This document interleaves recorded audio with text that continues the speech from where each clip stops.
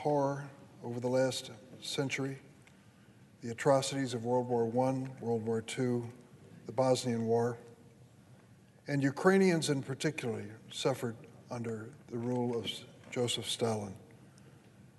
During the tragedy known as Holodomor, millions of Ukrainians died from starvation, forced starvation.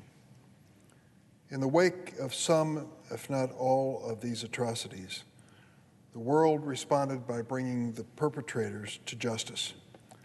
After World War II, of course, there were the Nuremberg trials. And after the Bosnian War, President Milosevic was charged with crimes against humanity in the International Criminal Tribunal. Sadly, now, in 2022, we are faced with the question, how will the world react to the crimes that are now being committed in Ukraine? Over the past week, we have witnessed the reality of Vladimir Putin's genocidal rampage on the innocent people of Ukraine. And the scenes of brutality in Bucha are seared in our collective memory. Today in Bucha, Ukraine, there are mass graves surrounded by bodies hastily shoved into garbage bags, civilian cars crushed like tin cans, front yards and gardens lined with the dead bodies of innocent Ukrainian people. One survivor, Antonina Pomashko, age 76, watched helplessly as Russian soldiers murdered her daughter, Tetsiana. Without provocation, the Russian soldiers opened fire on her home, and the bullets ripped through the gates and fence as Tetsiana was standing in the yard. She was killed in an instant. Yesterday, the New York Times ran a photo of Mrs. Pomashko looking over her daughter's dead body. Mrs. Pomashko had covered it with plastic sheets and wooden boards. It was lying in the same spot where she was killed last month. In the words of Mrs. Pomashko, there was so much shelling, I did not know what to do. There is nothing that will fill the void of loss and despair that Mrs. Pomashko and millions of Ukrainians feel at this very moment. But there is more and much, much more that we as Americans must do. The actions of Vladimir Putin harken back to some of Europe's darkest days, the atrocities committed by the Nazis during World War II, the massacres in former Yugoslavia, days that we must endure and days which we hope we never have to relive.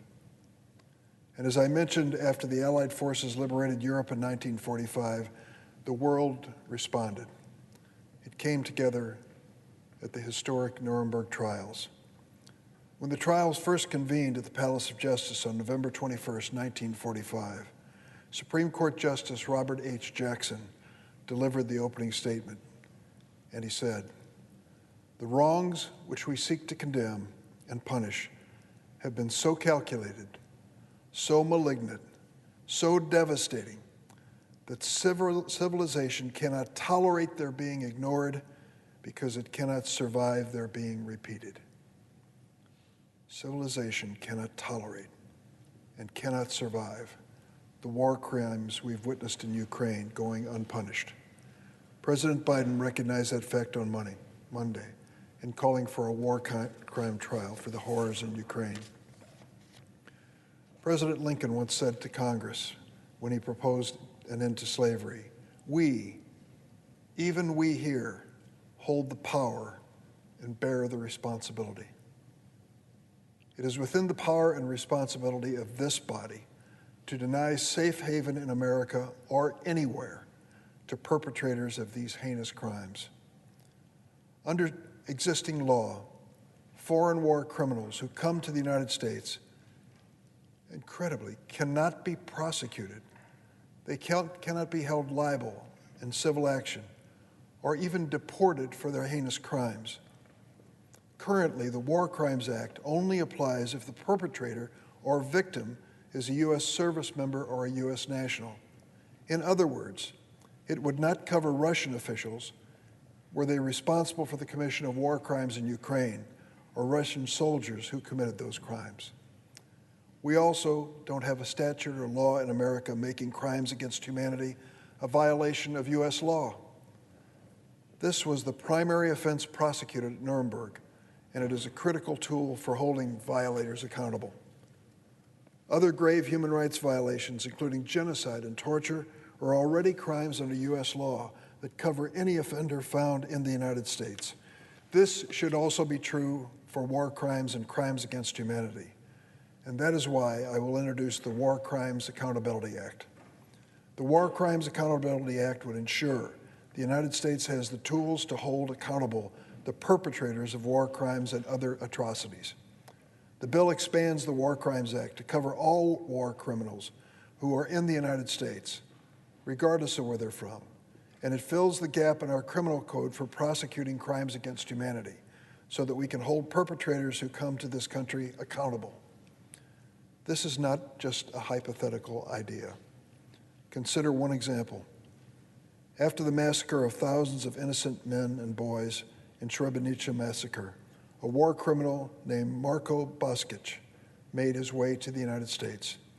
When law enforcement tracked him down, they could only charge him with a visa fraud, not a war crime or crimes against humanity. We must bring war criminals to justice for their horrific crimes, not slap them on the wrist with a visa technicality. The United States must never again provide safe haven for perpetrators of war crimes and crimes against humanity. Our nation led the first prosecutions for crimes in the Nuremberg trials. It's time for the United States to lead again. Ultimately, the day will come when Vladimir Putin faces justice, and his name and his regime will be remembered in history alongside the worst of the worst. And until Putin and his sycophants are brought to justice, we cannot waver, we cannot equivocate in providing Ukraine with all the resources, weapons, and aid they need to triumph over Russia. Quite simply, the United States of America should never be a safe haven for a war criminal. The United States of America should be holding war criminals responsible for their horrible conduct and what they've done to the poor and innocent people in other places. And they should be held liable on a criminal and civil basis. That's what this bill would do. It's an effort to move forward with the cause of justice, but I hope it's only the beginning. When nations around the world adopt similar laws to the ones which I'm proposing, we will make it clear that there are no safe havens left for war criminals. They will pay a price wherever they end up, and that is the way it should be if there is going to be justice. Slava Ukraini. I yield the floor.